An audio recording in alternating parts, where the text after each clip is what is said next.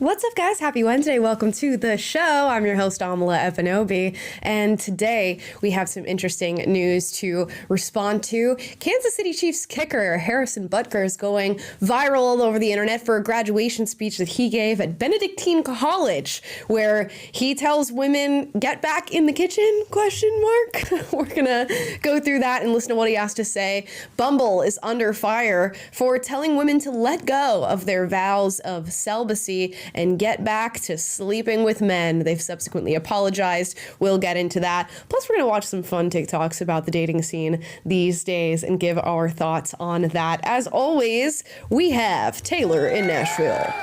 Oh, happy hump day to everyone, at least who's on this side of the globe. If you're in other hemispheres or whatever, happy Thursday, as we always wish the Australians and whatnot. Yes, 100%. Now, I don't know that you guys are of college age. You'll have to let me know what age you are in the chat down below.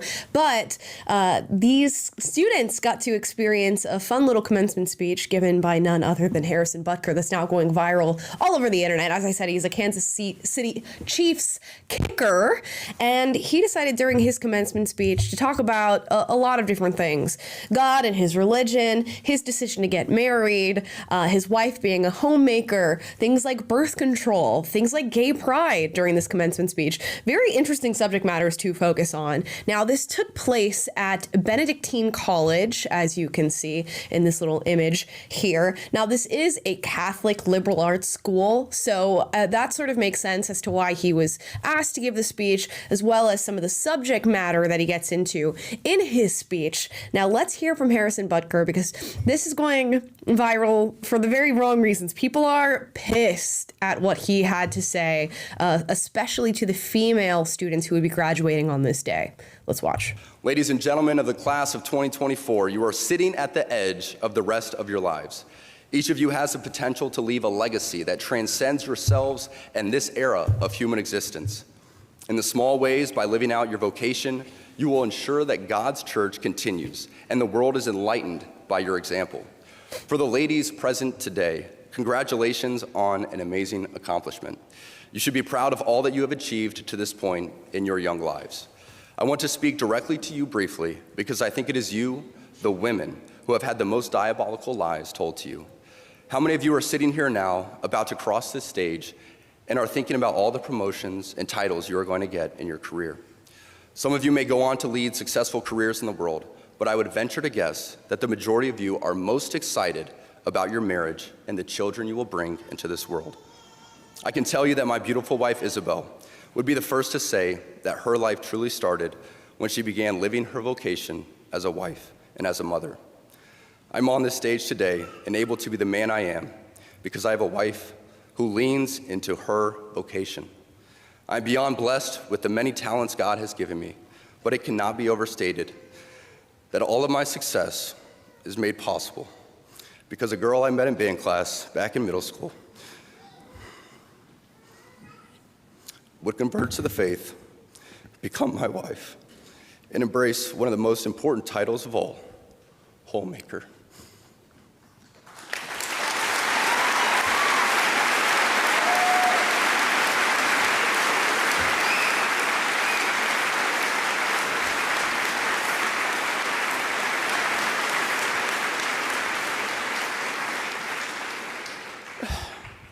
She's the primary educator to our children.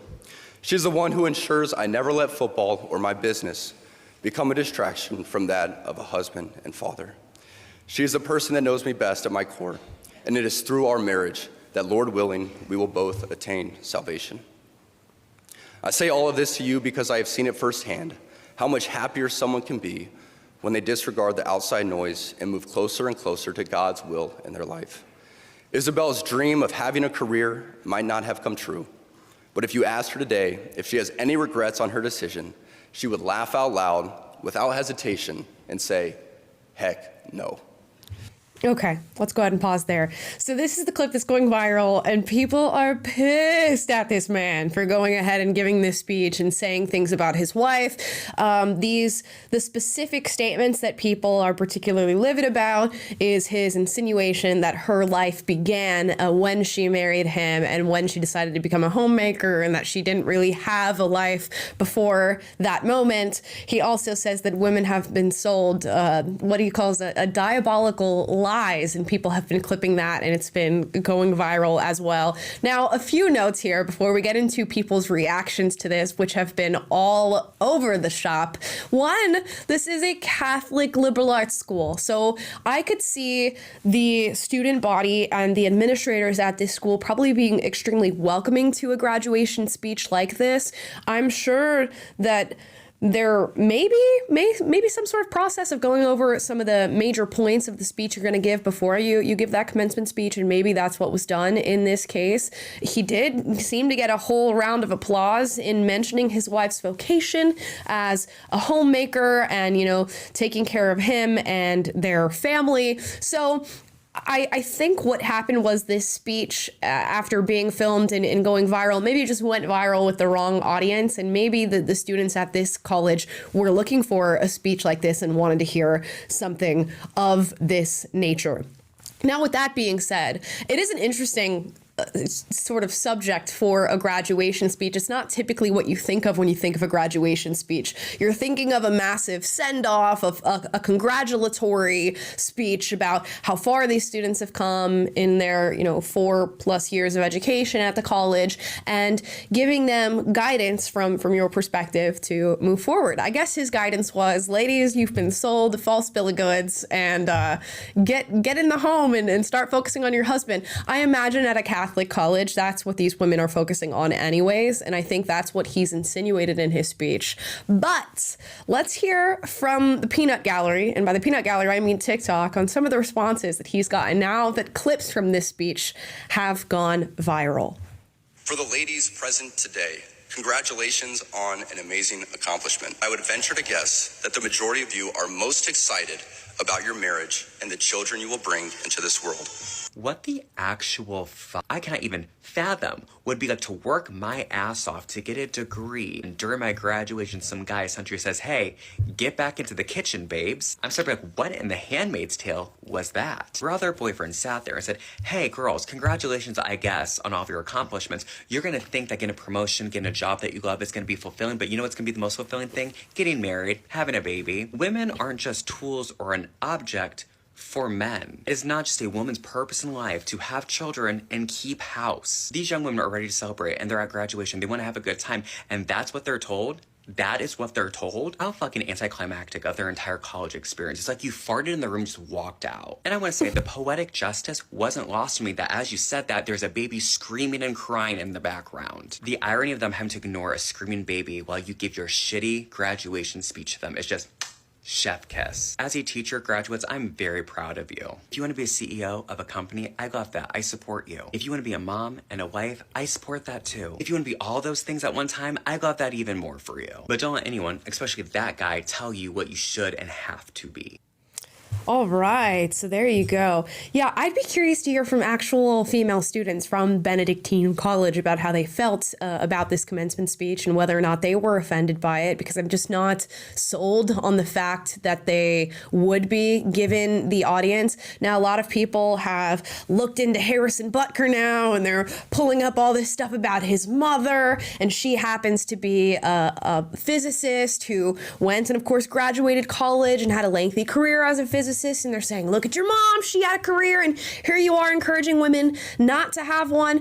I don't know that his speech was the most articulate thing I've heard in a long time, but if I'm going to be charitable towards what he was trying to say, I think what he's trying to say is, yeah, I congratulations on having gone through college and graduating. I think that's a wonderful thing. However, a lot of times women are sold this idea that, the career is the best thing that you can do in your life, and being a CEO is the best thing that you can do in your life, and get that promotion, get that next thing at your job, and that's all great and wonderful accomplishments, and those are great accolades to go for in life if that's what you want to do.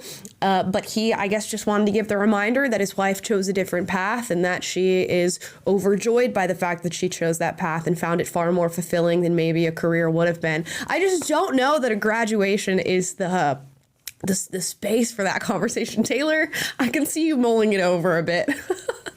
Yeah, I have a similar sentiment, and I'm speaking as a Christian who is sympathetic to like the idea of gender roles and everything like that. And I think that is something that is certainly, as you alluded to, taken for granted in an environment like that. And it's worth bearing in mind with some of these responses and the backlash that it's getting, that all these people are on the outside looking into a very conservative Catholic religious community and how he's speaking to them. But like you said, and that being said, it is very on the nose, even regardless of that context, to kind of take this day and say, yes, on the day after you've worked 4 years for this degree, and Lord knows how many sleepless nights and how much studying that has been done. It's not probably the first thing that you want to hear is like, that let's throw that aside and focus on your family life. And but I also am sympathetic to the impulse to want to push back against the feminist lies that have been out there that have led to a lot of misery for women, especially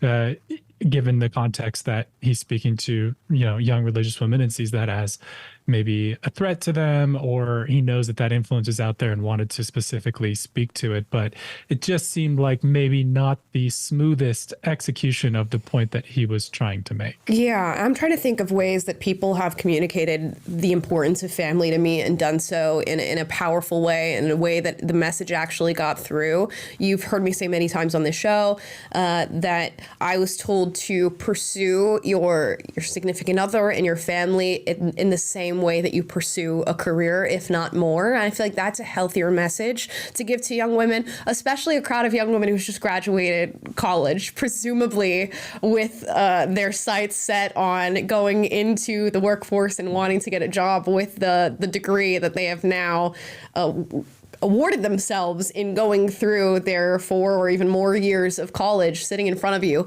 That, I think, would have been a better message. He almost talks about it as if it's one or the other, especially when he uses the phrase diabolical lies. It's just a little dramatic for me. We can roll it back a little bit. You have choice, and that choice can involve a career, it can involve a husband and kids, it can involve both a career and a husband and kids, as many are pointing to his own mother as evidence. And I feel like that's something that could have just been explained a little bit better to the young women in this crowd. And of course, that people are going to run with this speech and just call him a hateful misogynist who's telling women to get back in the kitchen.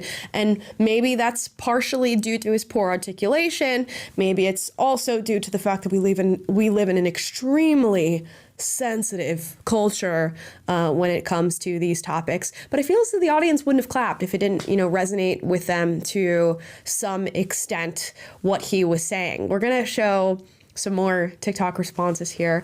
This one is from none other than Christian Walker, who is, like I said, rebranded on TikTok as like a feminist, kind of. That's his new content line. So let's watch.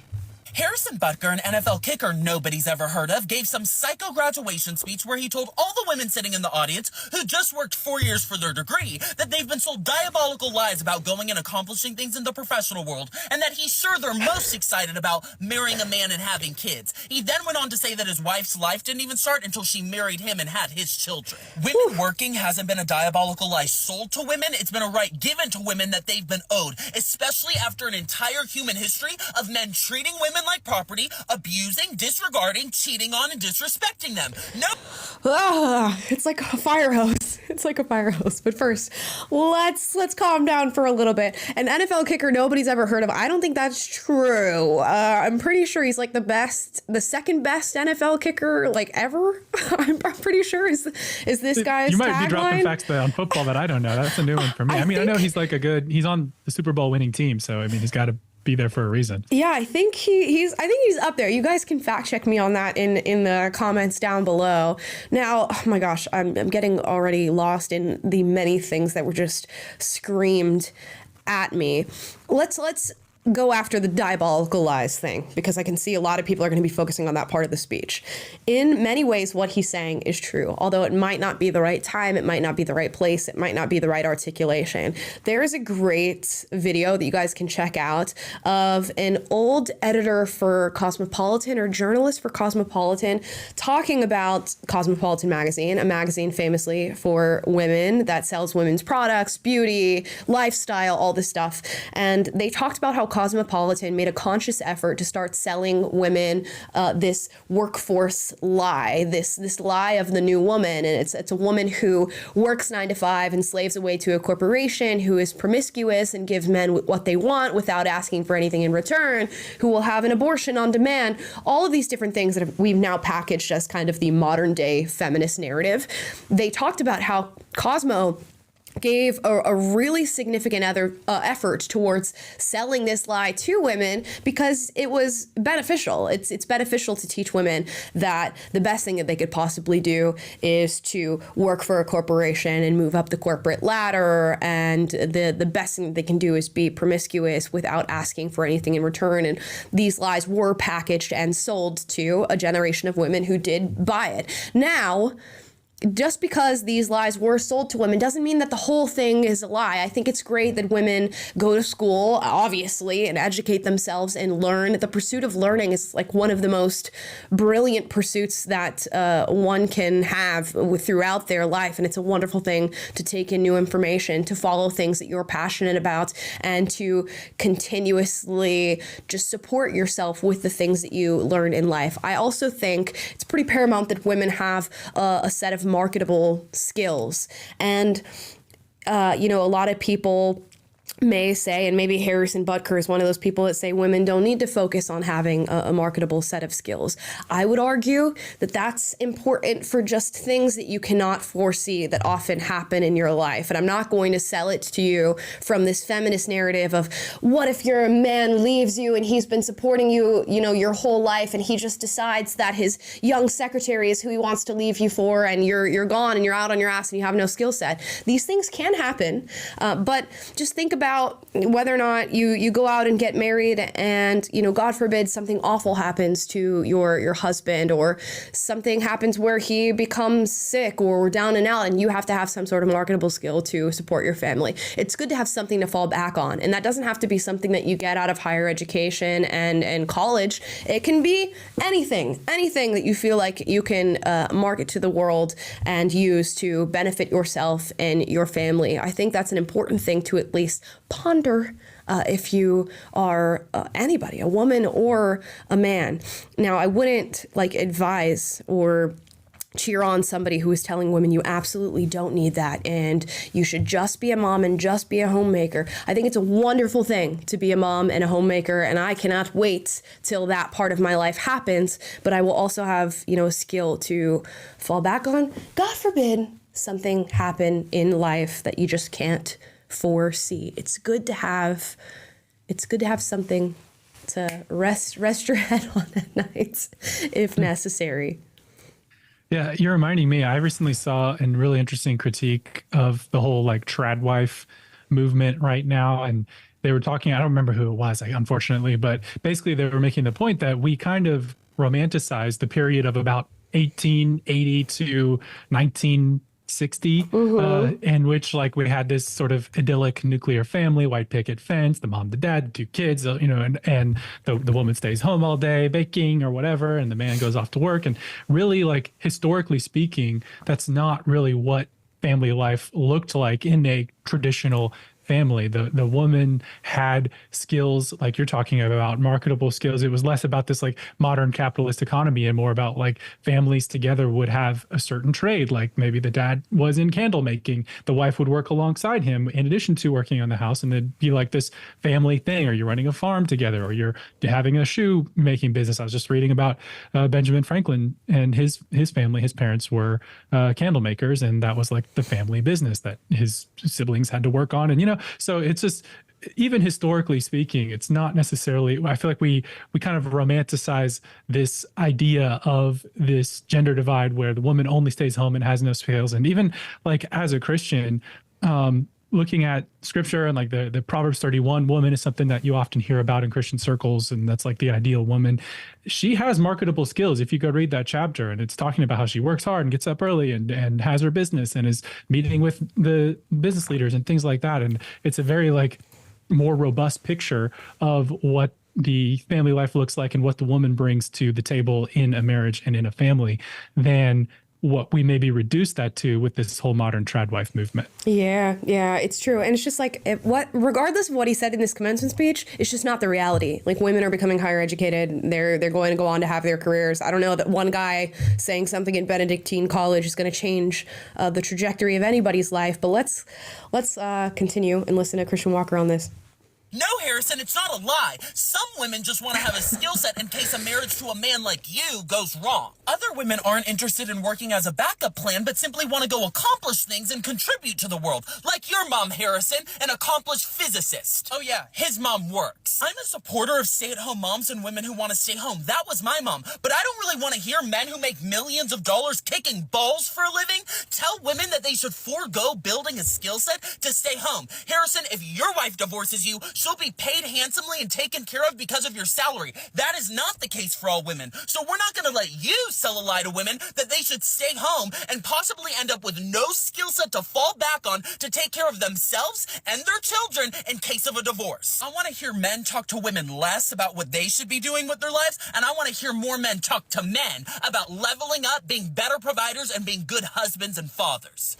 All right, there you go. A mouthful from Christian Walker there. Yeah, I don't know. I don't know that I heard in that speech, like, to forego all these other things that life has to offer you and that you need to go and, just stay in the home or whatever. I think people are leaping a little bit there. But, I agree, aside from the screaming, just allow women to get their skills set as they are.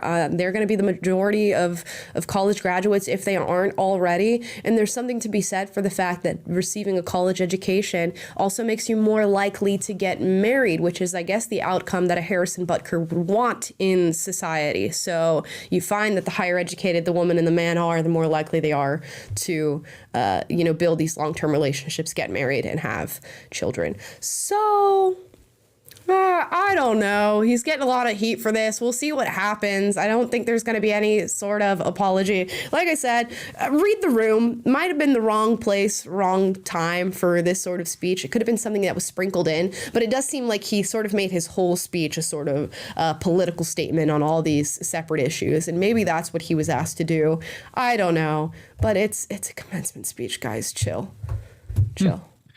And we'll see, I've seen some like calls for the NFL to reprimand him or the Chiefs to reprimand him in some way. And I don't think that'll happen, but wouldn't put it past him, I guess. And it'll be interesting to see if there's any kind of double standard emerges, like with the Colin Kaepernicks of the world and their outspokenness about police brutality and promoting certain narratives and the controversial things that they've said. I wonder if there will be parity in the way that the NFL responds. But real quick, I wanted to read the results of our poll here, asking you guys what you thought about Butker's speech. We asked, did you agree, disagree, or don't 100% agree, but it's fine? 14% of you say 100% disagree, it's offensive. 32% say don't 100% agree, but it's fine. 28% say 100% totally agree with him. And the rest just said show results, sitting on the fence. There we go. So it's a sprinkle, a little bit all over the place, which I'm sure was the same for the crowd and is definitely the same for the internet as this speech continues to circulate. Now we're going to see how you feel about a different set of statements. And these are statements from none other than Bumble, the dating app, who decided to put up these little billboards that you can read here. You know full well a vow of celibacy is not the answer. Introducing the new Bumble. Another one here that says, thou shalt not give up on dating and become a nun.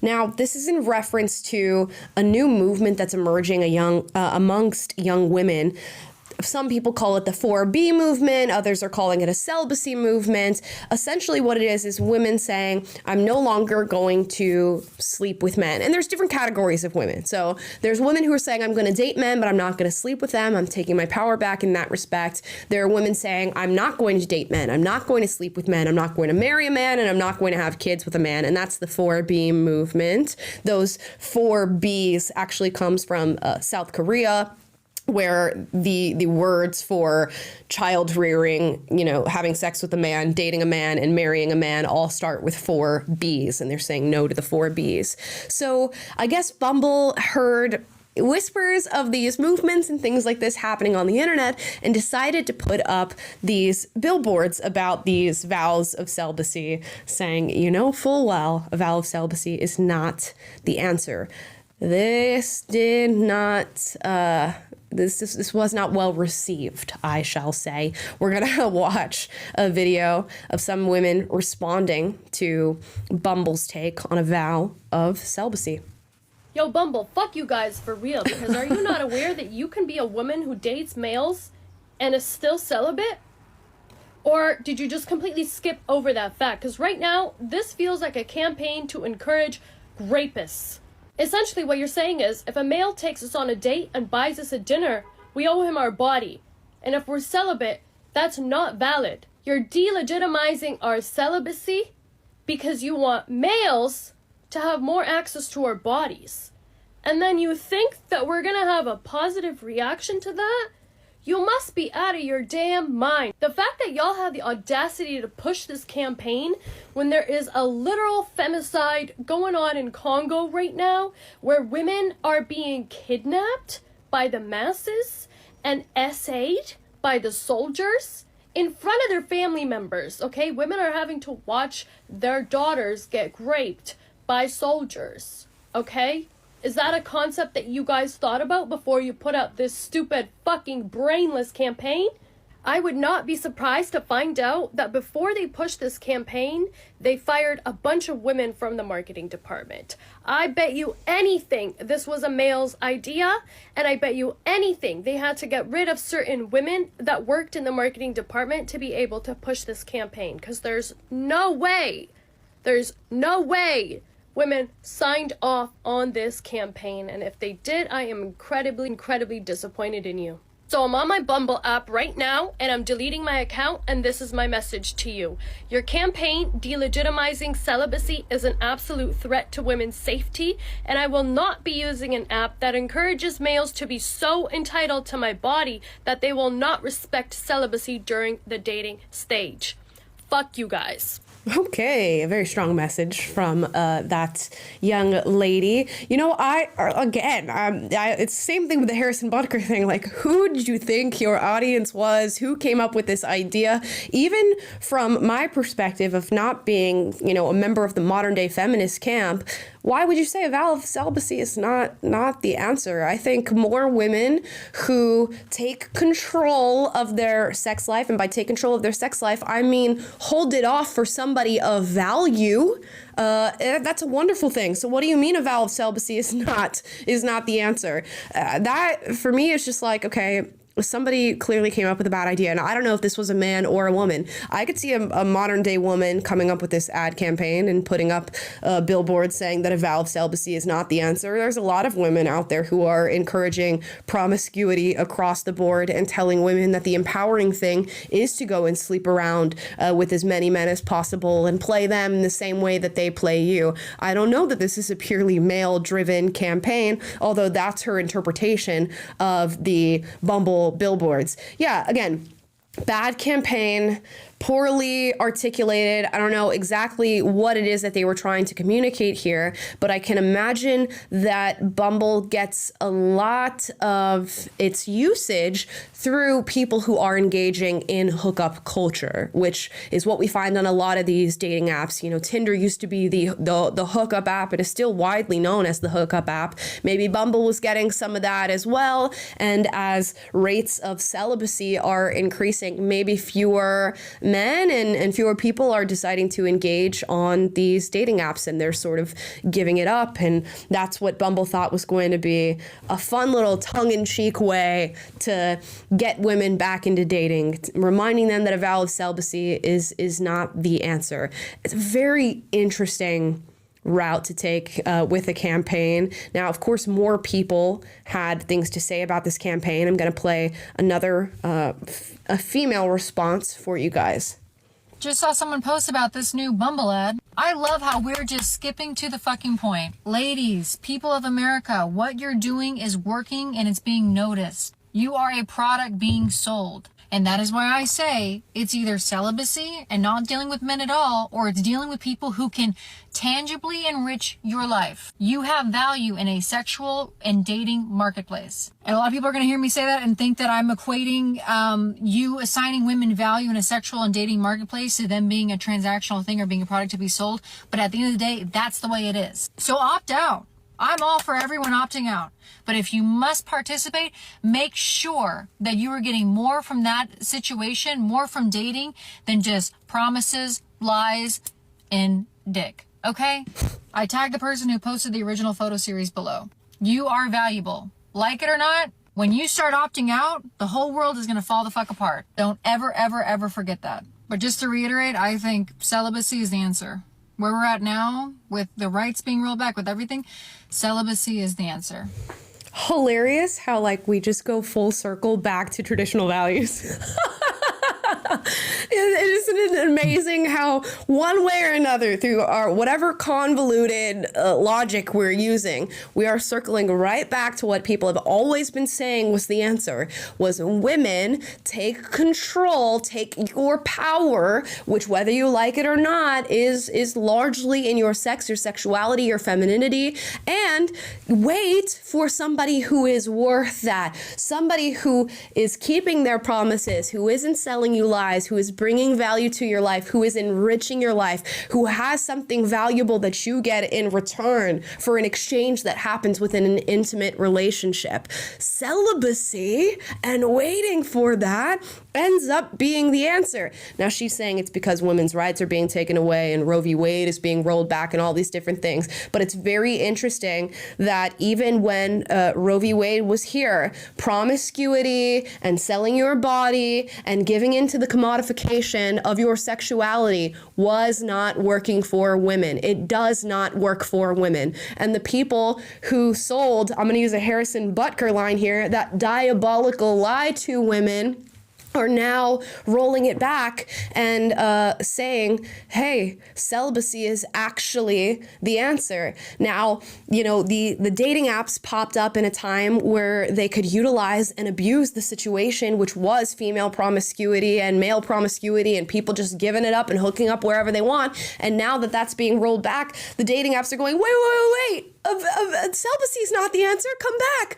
Come swipe 50 more guys and sleep with, 2 of them a week, please. And women are going, no, all for different reasons. So like the traditional girls have been on the celibacy train waiting for the right guy. And now the feminists are coming back to it, I guess. I don't know, guys. I don't know what's going on. How the turntables, in the words of Michael Scott. Yeah. It is interesting. In the beginning of the sexual revolution, it was all like this rebellion against the idea of abstinence that was being pushed down by patriarchal forces or whatever. And now we've gone from that to like the promiscuity and, like you said, full circle to her literally saying celibacy is the answer. But like you said, it's interesting that the logic driving it is because abortion rights are being restricted, or because asexual people's identities exist and we can't exclude them because that's part of their, essential being. Or what was the other one? Like that people have trauma and experience, which is a valid thing, but like just the way that the new logic supports the same conclusion, which was generally just like a fair amount of wisdom, right? Like in your words, it's taking control of your own journey, your own experience, your own sexuality by reserving it for the right person. It turns out there's a lot of wisdom in that, and the hookup culture wasn't such a great idea. And here we are, just if it isn't the consequences of our own actions. Yes, if it isn't the consequences of our own actions. Now, of course, Bumble had to apologize for what they put on these billboards. The billboards have been taken down.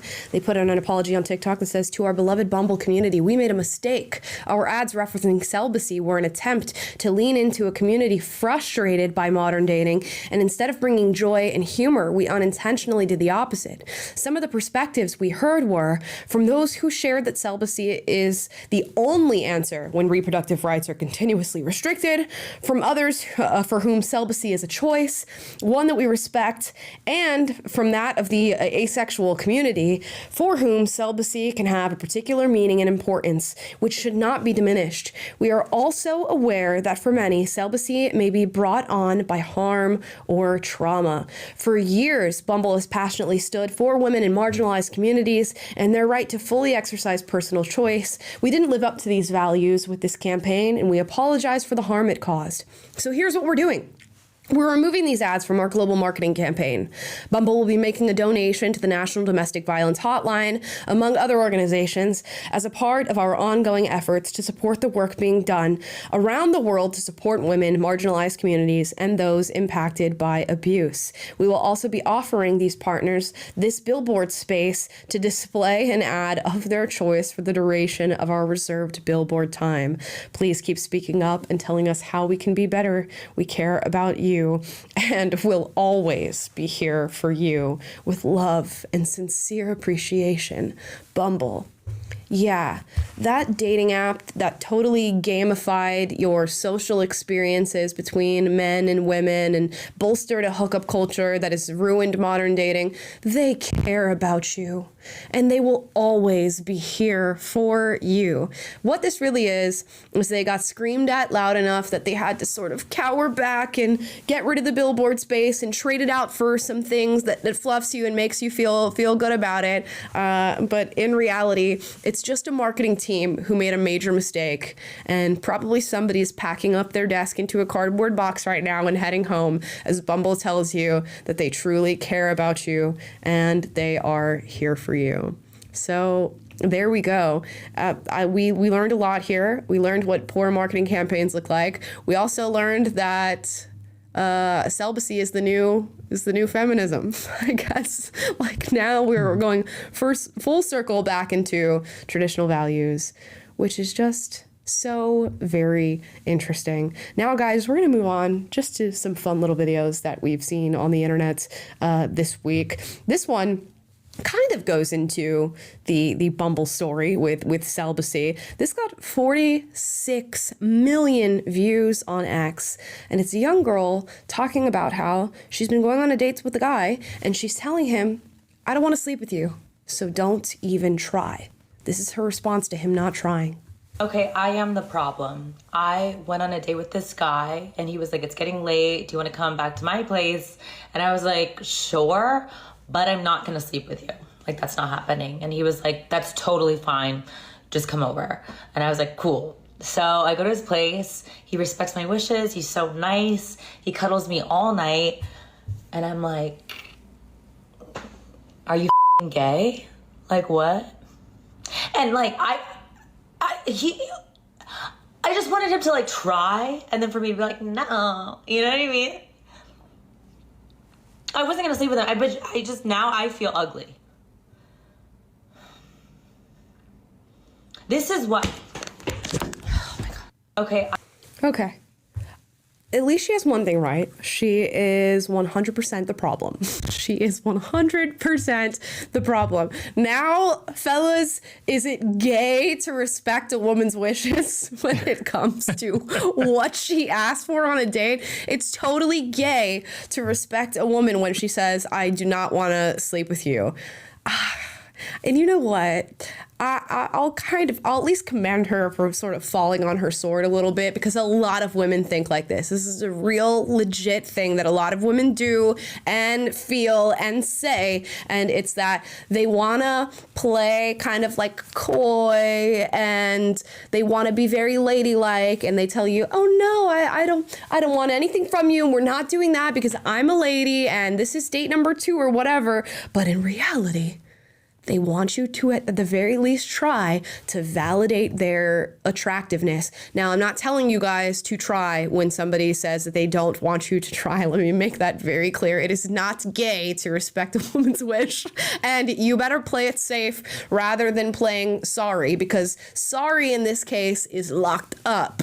Sorry in this case is jail. It's HR. It's packing your stuff into a box and, getting fired from your job. Respect the initial thing that the woman says, and don't try to psychoanalyze her in case she may be one of these crazy women.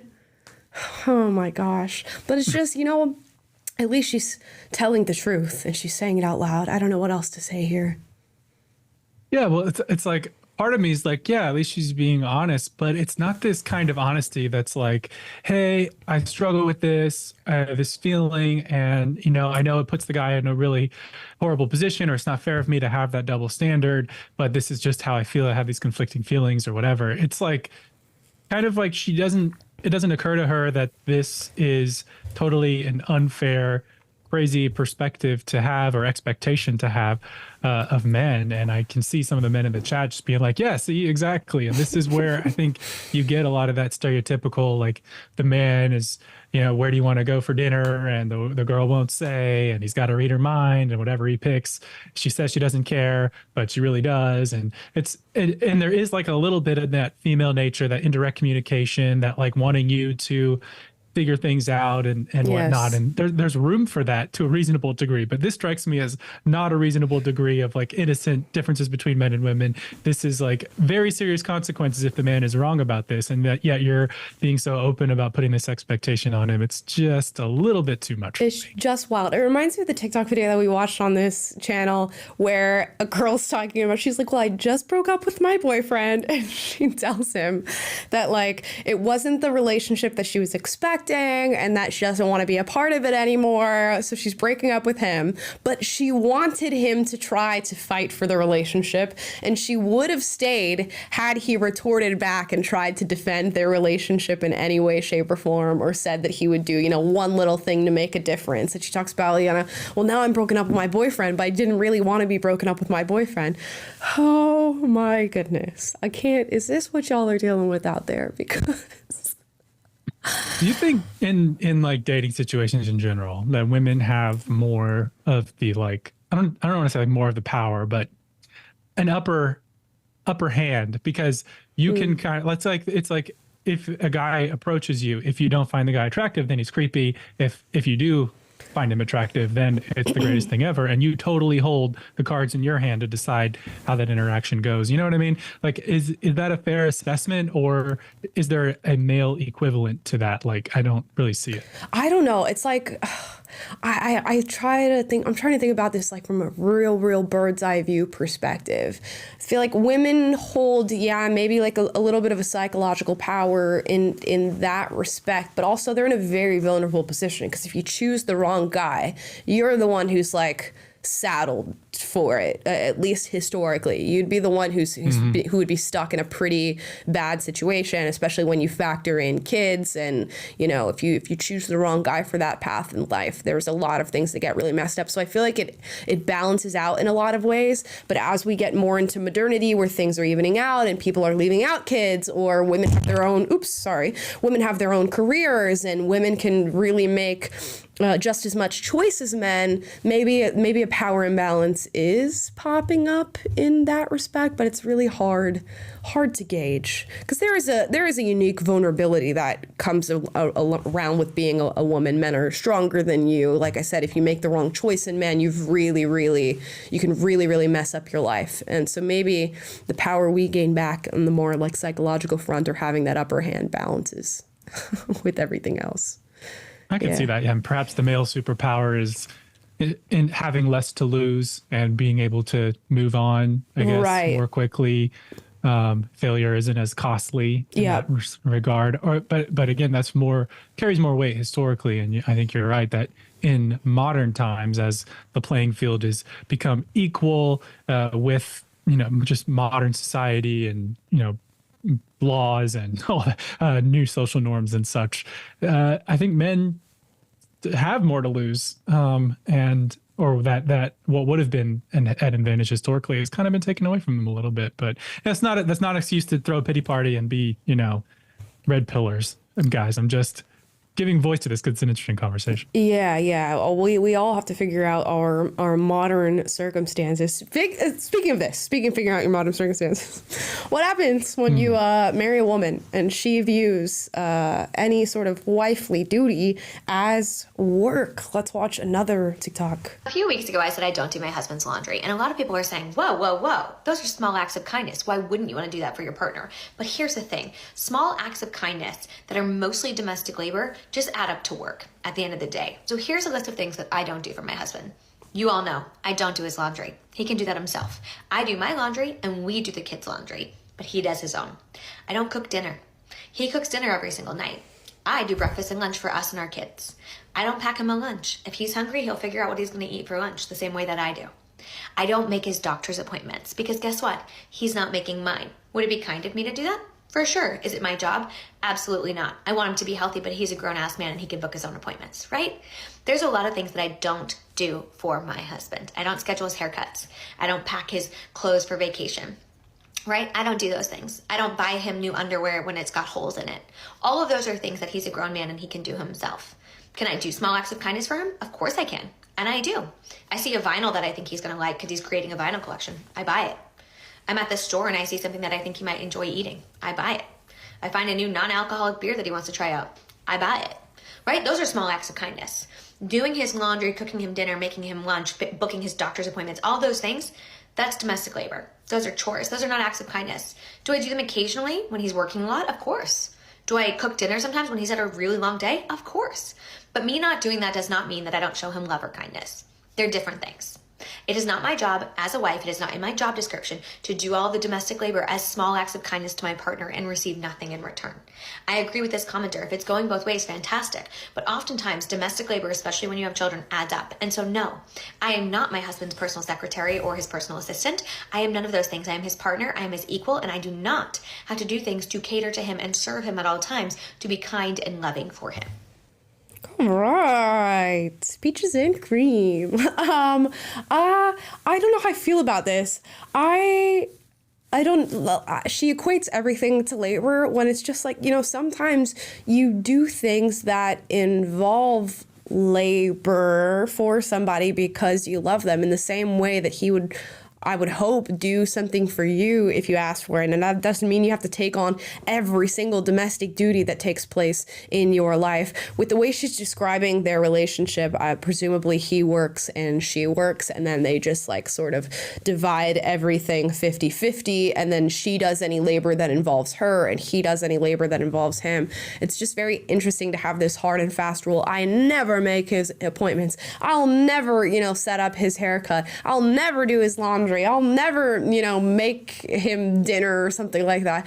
Just very strange. I view relationships, at least healthy ones, as there would just be free exchange of labor or acts of service with one another, and it wouldn't be this obligatory thing that just falls on you as a wife and becomes your duty because you married him. It's just oh, I love this person and therefore I'd love to lift this burden off of them because I know it's something that in both of our days can be something that involves quite a bit of labor, and you would hope that he would do the same. She says I won't do these things and then receive nothing in return. What sort of relational dynamic do you have that you would receive nothing in return for doing these things for your husband? Do you not think he would want to express his gratitude to you for taking a burden or a weight off his shoulders in some respect? And that doesn't mean it becomes a duty for you every single day and it becomes something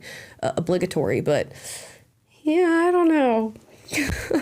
I don't know about this. Yeah, the The issue I have is less with like maybe the content of what she said, although I could probably find some things I heavily disagree with, but more just the attitude. Like it seemed so disagreeable and like on attack mode or defense mode against this, like, I don't know, it's like an overreaction to this idea of, you know, being having traditional role as a woman or as a wife, and just this, that's like total anathema. And she has to assert that, no, my relationship is modern and it's different and we're equal and we split everything down the middle. And it just, I don't know, betrays a level of transactionality. Like she said, if I'm not receiving anything in return, and you know, she can, it looks like she's figured that out in her relationship, and more power to her, but it's just completely foreign to me. My wife and I have never like had a conversation about how we're dividing up housework and duties and things like that. And we both work. And, you know, there may be nights where I cook dinner, or maybe weeks where I cook dinner almost every night and clean as well, if she's not feeling well or something. But in general, we kind of go back and forth. But it's just like this inarticulate kind of flow that we're in, that, hey, if I have the ability to pick you up when you're having a rougher time, or you're busy, or you're not able to get to this, then I'm going to step in and do it. And and vice versa. And we've literally never had to sit there and say, well, I'm cooking this meal, and you're doing these, or anything like that. So it's just completely foreign to me to have that attitude and have that more transactional style of relationship. But as Amala is always so apt to say, to each their own, or at least their own.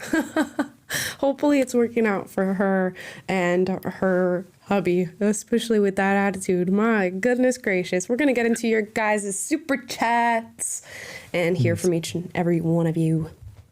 Or at least just one of you, because I think so far we have one super chat. Okay, cool. It's a short super chat day. Yeah, I don't know. Maybe something broken out there. That's fine. It's fine. It is from our friend Timothy, who's becoming a regular. And Timothy says, hear me out. I'm sure you've heard of Hey Hot Mama. How about Hey Hot Mamala? JK, no. Just messing with you. Great episode today. That is so funny. Who was I talking? Michelle Tafoya. I was on her show the other day and we were talking about Drew Barrymore and Mamala, and I was like, I just hope that doesn't catch on and I start being called Mamala, because Drew would have started something there that I just don't want to have to deal with. That's so funny. It was such an awkward, cringe moment. But you can leave it to Drew Barrymore to create those moments. Indeed. Maybe we should have never reacted to that video. I know. We should do a try not to cringe with Drew Barrymore clips. We would fail immediately. All right. We're getting another one here from Anisha, who says, women like this are toxic. They ruin it for girls that set up boundaries and mean it. This is how guys end up thinking that no doesn't always mean no. You're talking about the girl who says, oh, but I want him to try. Yeah. That is a very valid point, that if you start being flippant with these boundaries that you set, or you don't actually mean them, or you want people to try certain things, then you do ruin it for people who are trying to forcefully set boundaries, because then they think, oh, well, women just set these boundaries frivolously because they still want you to try and they just want to assert themselves. And yeah, that's a very, very valid point, Anisha. And Anisha's getting a lot of likes on that super chat, and YouTube introduced the new feature where you can like super chats. As she should. She's got 15 on that so far, so y'all are apparently agreeing with Loving her. it. Nicodemus 1984 says, tonight I'll spare you my usual fashion commentary, just offering encouragement to both of you. Thank you for your work. Oh, thank you, Nicodemus. We appreciate every bit of commentary that you give us in the super chats. I don't know. See, is your woman brain going, does that mean he doesn't like my outfit if he's not going to get any comments? Yeah, exactly. I'm secretly crying inside. Is that a backhanded? That's hilarious. Y'all hype up Amala's outfit today, because that was a little bit sketch.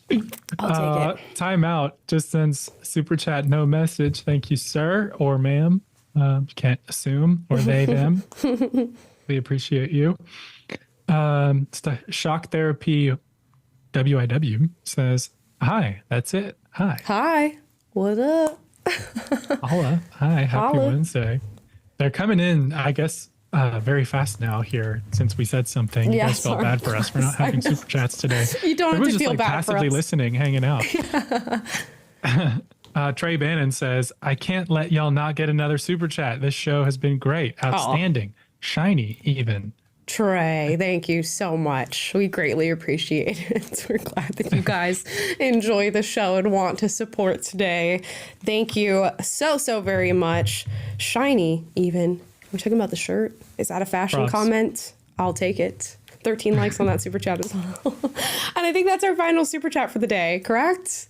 Yep, I think that's it. Right, guys, we're going to close out tomorrow. I have a very interesting interview being posted that I can't wait for you guys to see. We're having none other than the daughter of Kellyanne Conway and George Conway on the show. Her name is Claudia Conway. Also, we got another super chat. It says, what about this? Would you be Mamala if you have kids? No, my kids are not allowed to. Absolutely not. It's like a grandma who doesn't want to be called Granny. You cannot call me Mamala. It's just not going to be allowed. But yeah, so we're having Claudia Conway on the show tomorrow. If you know her, she's been the subject of much controversy during 2020. She had a bit of a riff with her parents and was posting arguments between them, and this became something that the left and right used in different ways. The right was saying that Claudia Conway is a liar about the relationship between her and her parents. The left was saying that she was a victim of abuse and that Kellyanne Conway is a horrible mother and all these different things. So we're going to clear up all the stuff that you guys may or may not have seen in 2020, talk about her life growing up, talk about adulthood, how she views herself politically now, is she open to having conversations, all these different things. It was truly a great interview that I cannot wait for you guys to see, so keep an eye out tomorrow. And with that, guys, I hope you liked this show. If you did like the show, like, subscribe, click the notification bell to be notified every single time we're live. That's Monday, Wednesday, Friday, 1 p.m. Pacific, 3 p.m. Central, 4 p.m. Eastern. Plus, we post videos for you guys every single day. As I said, tomorrow is with Claudia Conway. Good long interview for you guys. And, with that, if you disagree with anything that was said in this video, drop it in the comments down below. I encourage healthy debates, so duke it out, but do so respectfully. And I will see you all tomorrow. Bye, guys.